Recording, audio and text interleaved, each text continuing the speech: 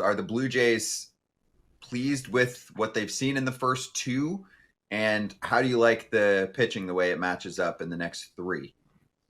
Man, you guys almost had the perfect transition before the commercial. You were talking about guys who can get to 2-2 with the best of them, get to 3-2, and then just swing at some BS. Felt like you were talking about me. I would never. I would Good at never. bat, KP.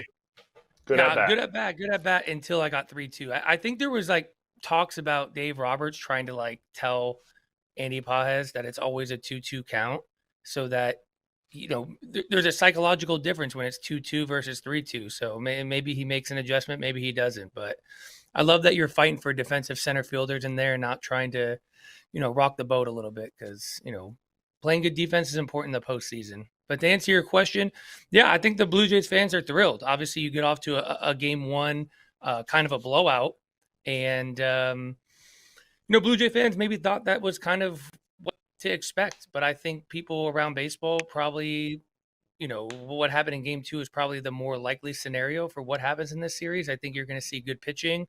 I think you're going to see, timely hitting. I don't expect there to be blowouts, but I think the Blue Jays got to be really happy knowing that they can get to a guy like Blake Snell, who didn't have his best stuff, but, you can only face the pitcher who's on the mound that day. And then, I think it's kind of easy to, go into the clubhouse, get on the plane and look forward to game three when you face a guy like Yamamoto who was just on. If he wasn't on and he was able to kind of navigate the lineup, throw 9 innings, but every person that stood in that box probably is coming back and being like, he gave me nothing to hit. He executed his pitches. He did exactly what he wanted to do. And, both of you guys were in the box. Sometimes when you face a guy who's just cruising, it's a little bit easier to swallow your pride and just be like, I got dominated. And I feel like most of those guys in that lineup probably felt that way. Well, that's because they did. They didn't feel that way because they did get dominated, KP. I mean, Yamamoto was filthy. It happens to everybody. It happens a lot in baseball when you face a really good pitcher. But speaking of happy where they are they happy with the way the pitching matched up? Because I think if you look at, again, we're talking on paper here, Scherzer versus Glasnow, Shohei versus Bieber, and then we get the game one matchup again, you Savage and Blake Snell. Are Toronto Blue Jays fans happy with the way it matched up? And what kind of leash are these pitchers the next few days going to be on for the Blue Jays in order to they have to win at least one to get it back to Toronto? Yeah, I mean, I think in a perfect world, they would have probably kept the rotation the same way. But, I mean, you got to give a lot of credit to Kevin Gausman, who really made what he felt was the best decision for the team with him coming out of the bullpen in game 7 and not being able to pitch on full rest. I know it's his first World Series, and he probably wanted to have the honor of pitching game 1, but he felt like it was best to keep Savage on his 5-day routine and also allow him that extra day, which allowed him to go deeper in the game. He was outstanding. And you guys talked about it too. It feels like it's a 2-0 Dodgers leading because of how good Yamamoto was in game 2. But Kevin Gausman was matching him pitch for pitch until the 7th inning, and he ran into a 3-2 count and missed up with a fastball to Will Smith, who hit one out and made another mistake up and away to Will Smith. And then after he came out of the game, the bullpen kind of gave up a couple runs. But I mean, that was a 1-1 game going into the 7th inning. But yeah, I think they had to make a decision. For game 3 and game 4. I think they like Max in game 3 for a couple reasons. I think he's obviously familiar with this environment. He pitched here earlier in this year. And then obviously, as you know, the first game in Dodger Stadium is going to have that extended ceremony. The anthems, the lineups. I think Max is maybe a little bit more comfortable navigating that. But I think it also sets Max up for the potential of pitching game 7. And I think you guys nailed it perfectly. I think Bieber has done everything he could do up until this point to allow him to keep pitching. But he's coming off Tommy John quicker than most guys have coming off Tommy John. I think he's kind of, at the point where, maybe this could be his last time pitching this year. And he's going to go out there and try to take it as deep as possible in game 4. But I think it would have been a lot to ask for him to come back for a game 7, if there is a game 7. I think Max is maybe the guy who's maybe, even though he's older, he missed a lot of time this year with some different stuff. I think he's got a little bit more, got a couple more bullets in the chamber than maybe Shane Bieber at this point. All right, talking about Max. What's more important? How Max throws? Or is that just across the board? It really doesn't matter how he throws. He's coming out after the first time through the order. Or is it how the offense comes out? If they give him a 3-run lead, does John Schneider extend that leash a little bit? Or is it a fear in the Toronto organization that we're just not going to push Max too far because we saw how he actually threw against Seattle? Yeah, I think all those things are a factor. I mean, I think John Snyder's been really open about what happened a couple years ago and the Kikuchi Barrios situation. And, from an outsider looking in, and obviously someone who's maybe gets a little bit more information, he does have the freedom to make some choices. And there's some decisions he's made where maybe you scratch your head. Then there's some decisions where you're like, yes, he's finally going against the book and the analytics. And then it came back to bite him in the butt. I mean, Kevin Gausman, there was no one in that stadium that thought Kevin Gausman should come out of that game. He had retired 17 straight. He had a low pitch count, but then the old third time through the order kind of nipped him in the bud. And, I don't think anyone in that stadium until he gave up those homers were like, oh, why are you letting him go through the lineup 3 times? I think he's learned a lot in his time as a manager. I think he has complete support from analytics, the front office, to go out there and make the best decision. But I think all those factors play into what happens tonight. Do you allow Max Scherzer to go through the lineup a second time, a third time? I think that's so dependent on the score, how Max Scherzer looks. If the Dodgers are able to if the Blue Jays are able to come out and score some runs early and give Max a little bit bigger of a cushion, much like you saw in Seattle, I think his leash is a little bit longer. If the game gets a little bit tighter, are they going to kind of remember what happened in game 2 with Gausman, who is cruising? And do they go by the new book of he's not going to face these guys for the third time?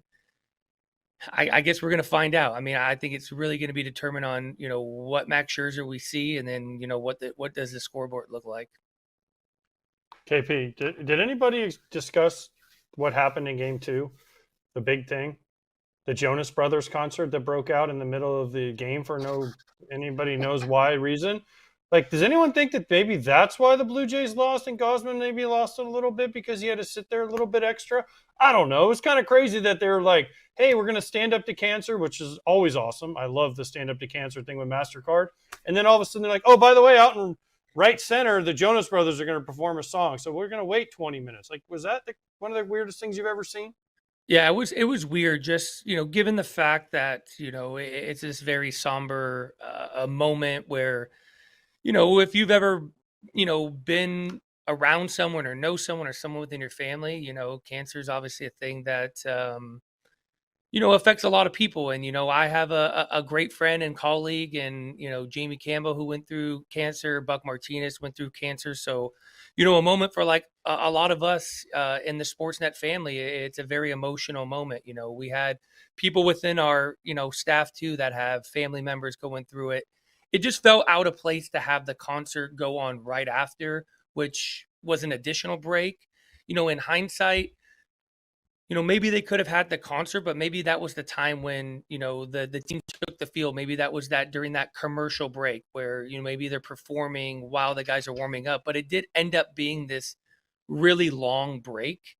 It wasn't really discussed in the moment, but I think a lot of us kind of have, had a chance to kind of look back and reflect on it. And he was able to get through that inning following it, but it just seemed out of place, and maybe it did have effect on the players. The game was so good, so competitive. It had such great flow to it. And then there was this long extended break, and it just kind of felt a little out of place given how the game was going to that point. And, knowing Kevin Gausman, being around him, getting a chance to work with Caleb Joseph that caught him for many years and was in the clubhouse with him. It was very, he's not a guy who's ever going to make excuses, but, we've all been there. It's something we'll never make an excuse, but it definitely, I think, affected the way that the game was going, the way both starting pitchers were just kind of going out there, getting into a groove. And, hopefully it's something that maybe Major League Baseball kind of maybe learns from and maybe decides not to do it, or maybe they do it, like I said, as kind of that commercial break while the players are on the field getting ready for the next inning. Hey, if you want to take care of yourself, your body, and everything that goes into health, fitness, and nutrition, Superpower provides Kratz what I would call the pro experience for the everyday person. 100%. Super easy. You get your lab test results back and you can streamline exactly what you're deficient in. You can say, okay, this is what the results told me. I'm going to go ahead and maybe look for that in a supplement, which they provide. I'm going to go ahead and look at that in my daily workouts, which they give so many different ideas of how to make sure your deficiencies become some of your superpowers. Superpower used to cost $499. Head to superpower.com right now to learn more and lock in the special $199 price while it lasts. After you sign up, they'll ask you how you heard about them and make sure you mention FT. Your biology decoded, your blueprint activated with Superpower. Is the Dodgers offense good? When you watch them and you look back at how much they've scored in the postseason, I think they've just averaged just over 3 runs per game. Are they actually good, or is it something that you sit there and you go, maybe this offense just isn't going to start clicking in the postseason? Yeah, I think it's a fair point. Obviously being at the stadium and being able to look up at the scoreboard and you see the lineups, you see the OPSs, you see the names. If you look at the names, and if we were playing in a silo, you would say the Dodgers lineup is better than the Blue Jays. But when you look at the numbers following their names, pretty much everyone in the Blue Jays lineup, 1 through 9 has a better OPS. I think at this point you have to go off of recent history, and not the back of the baseball card. It's what have you done for me lately, especially in the postseason. And I think right now the Blue Jays have a better offense. I think they have a more complete offense. I think there's much more balance up and down the lineup. The way that the Blue Jays lineup flows is a lot different than the way the Dodgers lineup flows. I heard you guys talking about, Page's at the bottom and Teoscar in the middle of that lineup have a slightly different approach than, everyone else in that lineup. And when you don't have this 9-on-1 attack, this collective approach, it's a little bit easier to navigate through that lineup. And I guess I would ask both of you guys. You guys were 2 guys that sat back there and navigated lineups for a living. I mean, whose lineup would you rather face right now? One that feels like it's a bunch of individuals with the baseball resume and the back of the baseball card, who kind of has their own idea of how they want to attack the pitcher, where you have 9 guys that are all pulling on the same rope, making it really, really tough for you to get to the next guy. I mean, I guess it's a better question for you guys to answer. I mean, I'd rather face the guys you can strike out and pitch to. The guys that don't strike out are the ones that are pains in the ass, right? The guys that put the ball in play, the guys that put pressure on you, those are the ones that you're like, gosh, they foul a ton of balls off. You're like, man, will you just strike out already? Like, just get this bat over. There were times literally where I was catching, I'm like, can we just get this at bat over with? Because foul ball, 1 through 9. You're like, geez. Next thing you know, you look up and you're in the 5th inning, your pitcher's got 85, 90 pitches. Like that. And if you get guys, listen, home runs are cool. And this is one of the things why I think we've learned now in the postseason over the last few years, KP, is if you have a team that puts the ball in play and can hit home runs, they're tough to beat in the playoffs, right? Yes, home runs are great if you have a bunch of guys that hit home runs, kind of like what the Yankees have become over the last few years. You can pitch to them, and if they don't hit home runs, they're pretty easy outs, and you can get through them quickly, right? But the Blue Jays can do both, and the Dodgers have been able to do both. It just they don't have a lot of guys going right now, and that's a credit to the Jays pitching in the first 2 games, I feel like. Yeah, I mean, I think the Blue Jays, being around them and being around the hitting coaches, I think they were able to kind of almost reverse engineer what they've been able to do in the playoffs. I think they early on in the season, they preached this very collective approach, contact. And I think, as they were able to advance in the season, obviously get to the point where they're at is, they understand that they have these separate tools in their bag. At any time they could bring out, the 8-iron, the 9-iron, the pitching wedge, and, just put the ball in play and, take your hit the other way. once you have that as a foundation and you start to encourage guys, hey, maybe early in the count, let's bring out the driver. Let's take a couple shots early in the count, because we know ultimately we can go back to who we are as a team and just put the ball in play and fight pitches off. So you have to give a lot of credit for, the new hitting philosophy that was brought in, but you have to give a lot of credit to the players to be able to buy into this, because we both know this is a OPS, get it done league. If you want to survive, if you want to make tons of money in this game, you have to do it a certain way in order to get paid. For these guys to understand that, okay, you're telling me that I not necessarily need to slug early on the year, but we need to buy into this team approach that is going to make it hard on pitchers. And as we kind of establish that, then we can start to, turn our focus to slugging a little bit more as a team. And, I wish it was as easy as, John Schneider kind of made it seem when they flew to Seattle and he talked about his team needing to, what was the quote he used? Less jabs and more uppercuts. And I mean, certainly from that moment on, I think they lead, all teams in the postseason. Obviously they played more games, but, slug, average, OPS, all those things. So, credit to the players, credit to the hitting staff, the collective group here of being able to, I guess, get guys to understand if you put the ball in play more often, you're probably going to slug a little bit more. They're just playing the odds. If you advance the ball in the right direction, you have a greater chance of, slugging and getting on base. Hey, KP, what did you see from Bo Bichette in the first two? Obviously, he didn't start in the second one, just appeared briefly. But it sounds like, obviously, he's in the starting lineup for game 3. They're going to potentially try to get him in there a little bit more. I mean, now you've got 3 games in a row. There is a clear-cut difference in offense. So what would you do, and what do you think happens over the next 3? Yeah, I mean, I think what they did, I go back to when I found out he was in the starting lineup. I was a little bit shocked that he was in the starting lineup. I thought he was going to be a guy that was going to make the roster. They had a spot on the roster that was kind of being utilized by someone that more than likely wasn't going to play unless it was emergencies. I felt like Bo was going to be a guy that was kind of there as a decoy, but good enough to kind of pinch hit.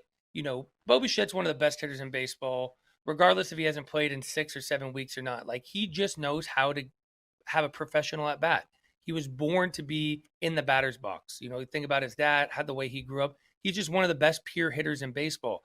I felt like he was going to be used as a guy off the bench.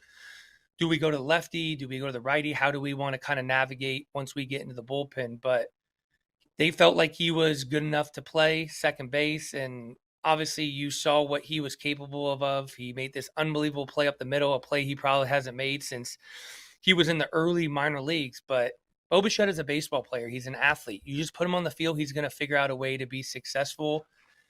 Coming back from 6 weeks off, you have to understand it. It's not as easy as, hey, just go out there and play. Like, normally guys would go on a rehab assignment and they would kind of have this slight maybe progression of, 5 innings, day off, DH, 7 innings. The fact that George probably isn't 100% either and hasn't played the outfield in a long time makes some decisions a little bit tougher on them. But I mean, credit to Bo going out there, giving him six innings on day 1. Probably could have played longer. Fortunately for the Blue Jays, that game got a little bit out of hand. He was able to get some rest.